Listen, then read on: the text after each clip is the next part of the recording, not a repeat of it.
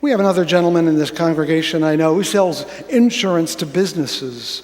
What an abstract notion, writing a policy against a loss that will never happen most of the time. But when he does that, it goes beyond just writing a policy and cashing a check. He forms a relationship with a business owner who needs help, and he might refer him to a friend who has other things, and before you know it, there's an enormous community of people sustaining each other with advice and help. It may come back to him as more business, it may not, but the value added is very real. All work, all of our work, paid and unpaid, is about adding value. Yes, you work for yourself, perhaps for your paycheck, but you also work for the ship, don't you? And here's what's important. All the other people working are working for the ship too. That is to say, the communities in which we live. In the end, we can never completely separate our labors from other labors, our money from other money. That's important, because when you look at that biblical passage about not gleaning the corner of the fields, it sounds like the rich people should let the poor people forage. That may be the outcome, but behind it is the assumption that the land was not yours to begin with. You're just using it. And when you leave something behind, you're acknowledging that other interests are at stake in addition to yours. Yeah, you planted the orchard or put the wheat in the ground, but did you rain on it? Did you make the seed happen? Did you make the sun to shine? Did you pick it all, or did you hire laborers? No. Every piece of work, every harvest we make involves others who made it possible. And what that means to me is that passage from Genesis. We are covenanted with one another. We are a covenant-making creature.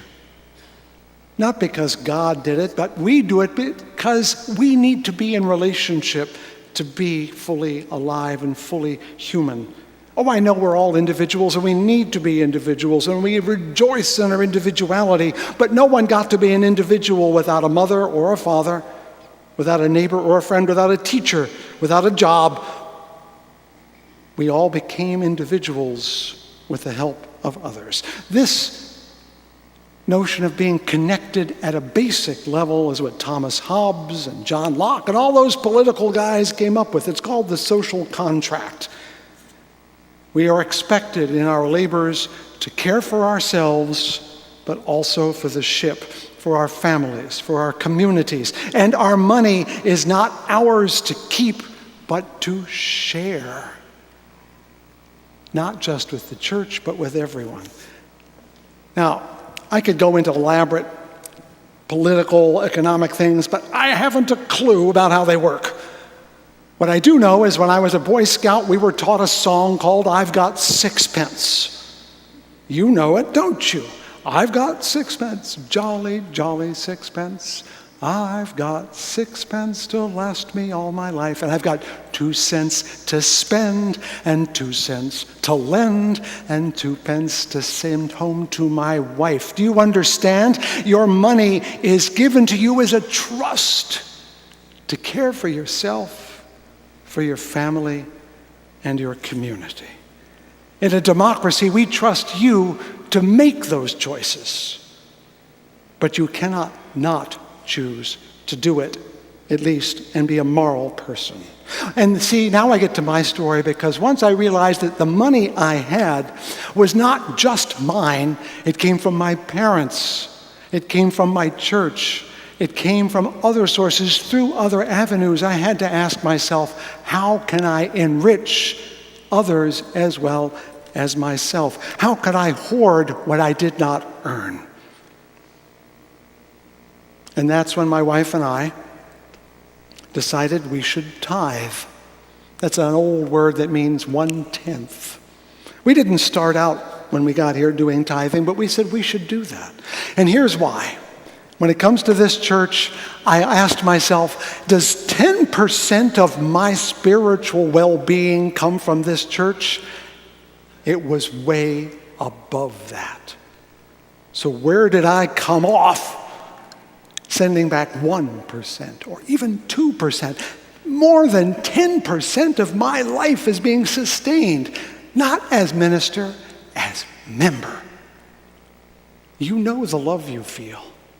You know the care you receive. You know how much this place is worth to you, and for some it's worth 1%. For some it's worth 50%. But do you do that reckoning in your life? And so last year, in 2012, we reached our tithe. Yeah, I could have spent it on other stuff, but that stuff, I spent it on something that lasts longer than stuff. Now this year was an exception. Our budgets have been tight for a number of years, and I was so upset with CEOs that seemed to get millions of dollars while their organizations floundered. I said, how can I take a full salary when I cannot offer more to my staff? And so I gave a different kind of pledge. I took my salary, which was $95,000, and cut it to $63,000. Has it been easy? No. Has it been gratifying? Oh, God, yes.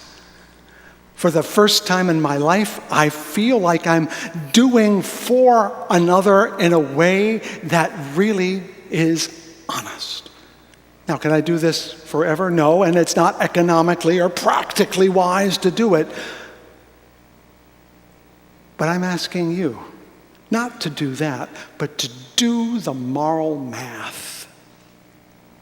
I want you to ask the questions. I want you to ask the questions about this community, whether you're a member or a friend. How much of you is here? And then ask yourself, how much of my money is here? And if there's a gap between them, either way, you should ask yourself what needs to change.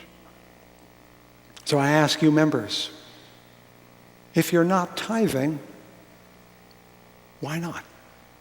Have an answer. I'm going to ask you, visitors, are you looking for a place that would give 10% more value to your life? You know you are.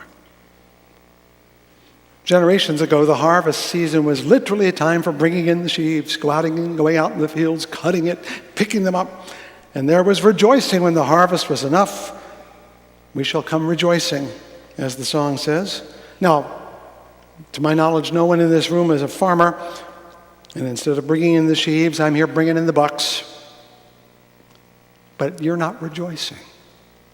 And in these post-recession times, the harvest is not as much as we want it to be. Not enough to rejoice. But we want to rejoice. Oh, and we so need to rejoice.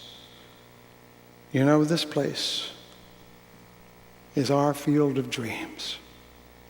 It grows faith, hope, love, and joy every year without fail, and it feeds us.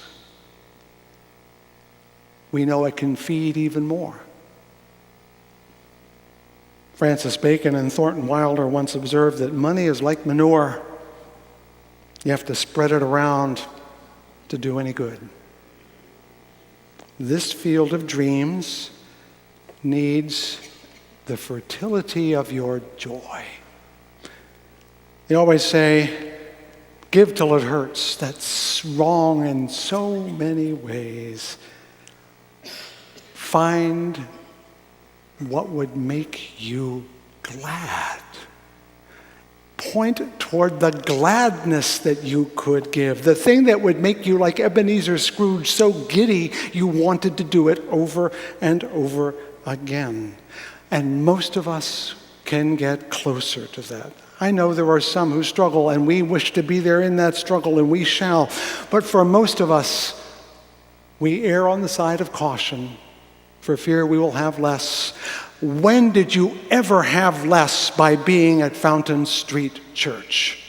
When were you ever impoverished by nourishing this place? This field of dreams needs gladsome giving to grow.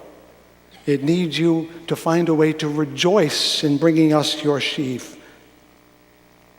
In a few minutes, I urge you not to give the money I say, but to give the money you want to give out there. I want you to choose a joyful gift because it's always worth it. I can't say anything more except that it is an absolute honor to serve you. And I give everything I give because it gives me joy. May it be yours as well. Amen and amen.